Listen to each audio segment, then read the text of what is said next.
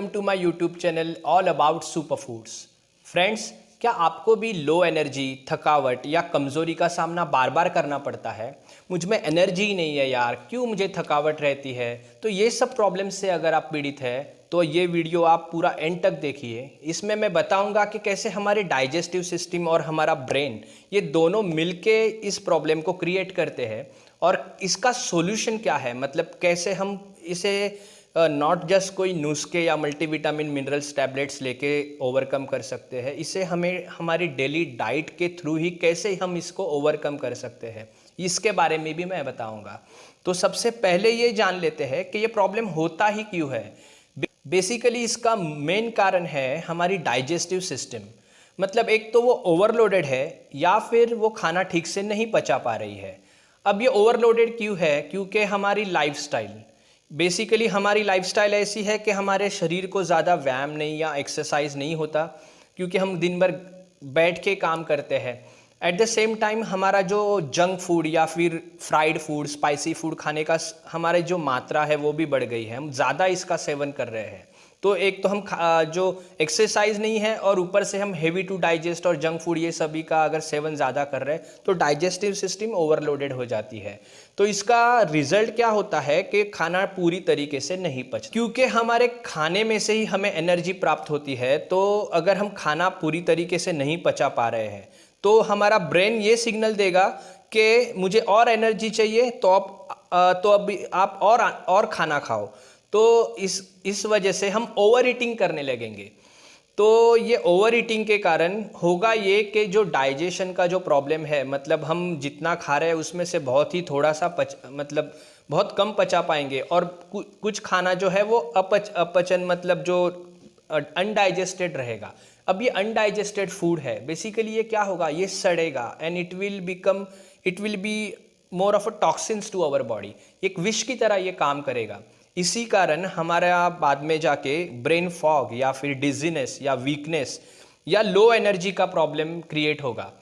तो ये जो डाइजेस्टिव सिस्टम है, अगर ये प्रॉपरली काम नहीं करेगी तो ब्रेन के ऊपर उसका ऐसे इम्पैक्ट होगा।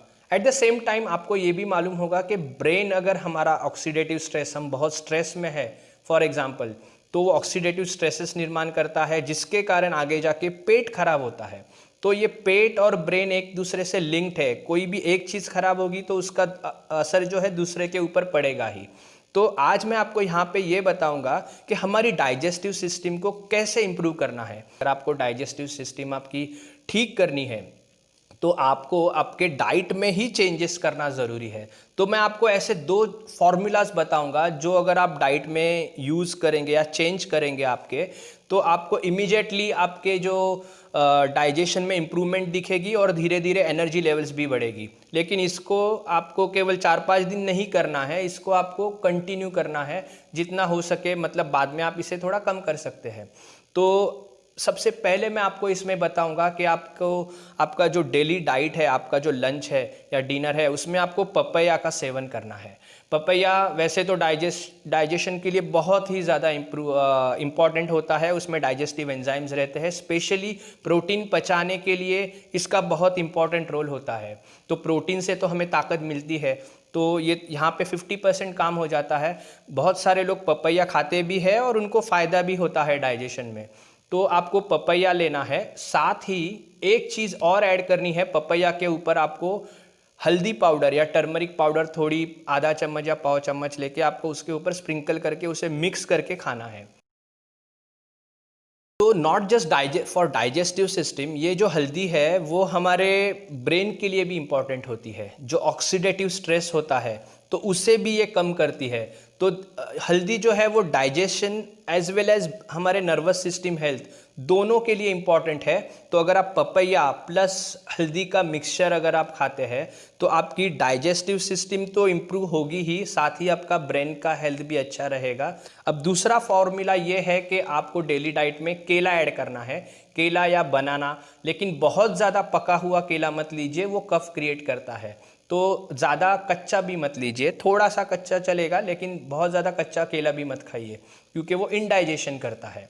तो ऐसा केला आप डेली डाइट में यूज़ कीजिए। बेसिकली केला जो है वो एनर्जी का सोर्स है।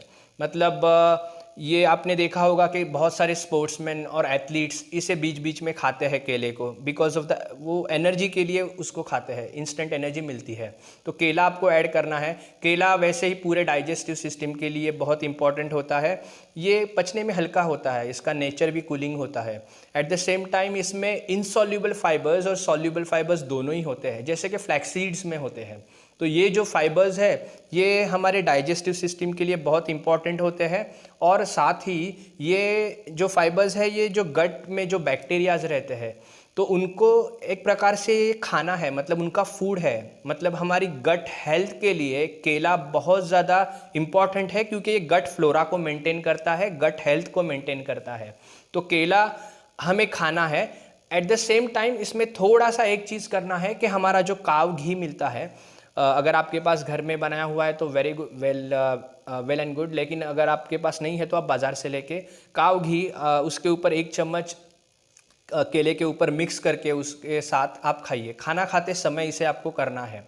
तो ये जैसे ही आप करने लगेंगे तो ये जो केला है उससे बेटर रिजल्ट देगा, क्योंकि जो काव घी है ये डाइजेस्टिव फायर को बढ़ाता है।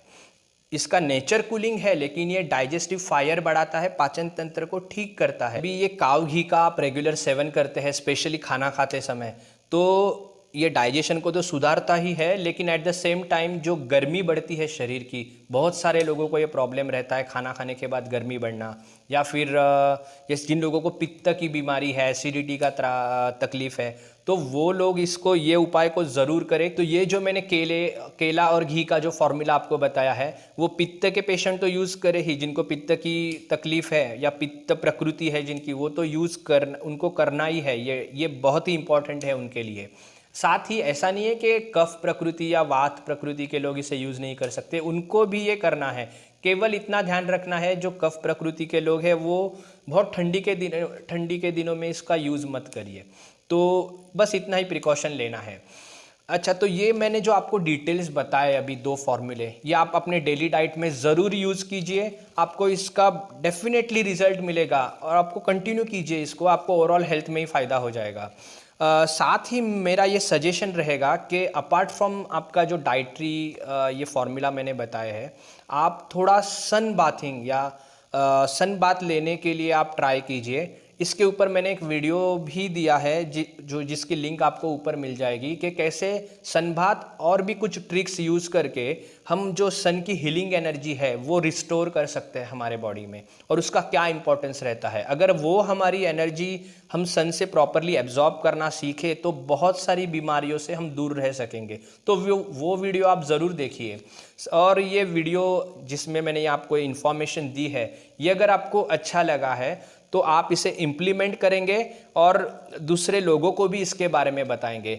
और please like and share my video, और please subscribe to my channel.